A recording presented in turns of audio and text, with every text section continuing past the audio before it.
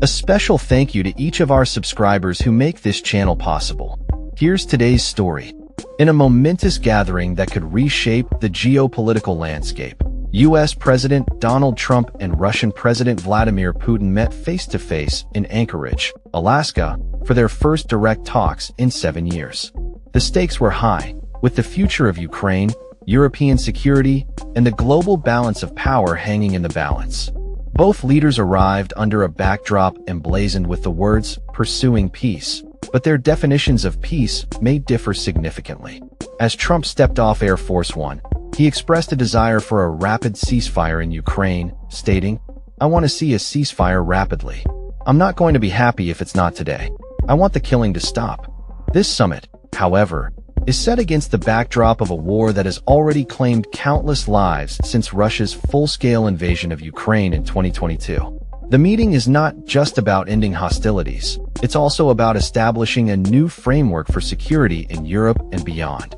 Trump, who has faced criticism for his past dealings with Putin, appeared more assertive this time around. His administration arranged for a 3-on-3 format, with Secretary of State Marco Rubio and Special Envoy for Peace Mission Steve Witkoff joining the discussions. This shift indicates a new approach, as the White House aims to avoid the pitfalls of previous encounters where Trump seemed overly accommodating to the Russian leader. The absence of Ukrainian President Volodymyr Zelensky from this summit raises concerns, as Trump indicated that the negotiations would not directly involve Ukraine's leadership. Instead, he suggested that it would be up to Ukrainians to decide whether to concede territory in exchange for peace. This stance has already drawn criticism from European leaders who fear that any concessions made by Ukraine could embolden Putin further. The Russian president has staked claims on several Ukrainian provinces, including Crimea, which he has already annexed. For Trump, the optics of hosting Putin on American soil are significant. It marks a diplomatic victory for the Russian leader, who has been largely isolated from international discourse since the onset of the Ukraine conflict. As the two leaders engaged in talks, they were met with a barrage of questions from the press, including inquiries about Putin's trustworthiness and the ongoing war.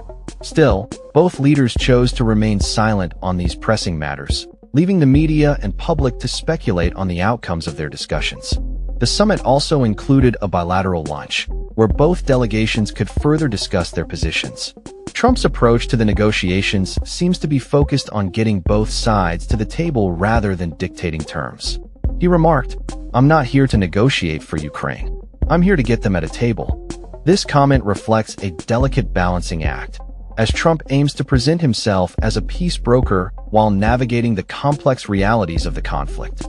As the summit unfolded, Russian Foreign Minister Sergei Lavrov awaited the leaders at the military base in Anchorage, ready to present Russia's arguments on the conflict.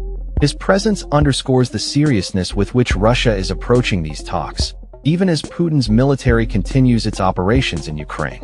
The contrasting objectives of Trump and Putin are evident. While the U.S. president seeks a ceasefire, Putin benefits from the status quo as his forces make incremental gains on the battlefield.